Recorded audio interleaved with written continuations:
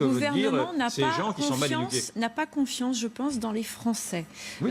Il se croit trop intelligent, très probablement. En tout cas, il n'a pas confiance dans les Français. C'est cet hyper-cadrage qui donne une tournure un peu autoritaire à ce référendum, qui est dommage, parce que déjà, il faudrait avoir confiance dans les Français, parce que qui mieux que eux savent ce qui est bon pour leur pays, ce qui est bon pour eux.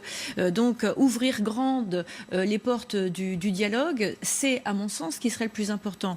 Mais en parallèle, on a un gouvernement qui continue de toute façon à réformer, à avancer. On en a parlé la semaine dernière. La réforme de la loi de 1905, on l'a fait tout de suite, alors que c'est une réforme qui devrait passer de manière constitutionnelle, puisque c'est un point constitutionnel, et on devrait consulter les Français sur ces questions plutôt que le CFCM ou d'autres représentants du culte.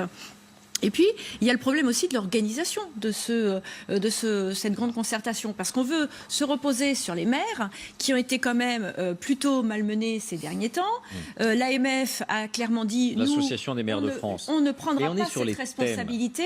Donc, comment faire poser cette responsabilité sur les épaules des maires, alors que la moitié des maires aujourd'hui déclarent ne pas vouloir se représenter en 2020 aux élections? C'est, à mon avis aussi, une espèce de manœuvre politique pour déstabiliser les maires qui vont se retrouver responsable aussi de ces doléances, de les porter et donc de rendre compte aussi de ces doléances. Moi, à mon avis, on est vraiment sur des terrains mouvants. Là, on est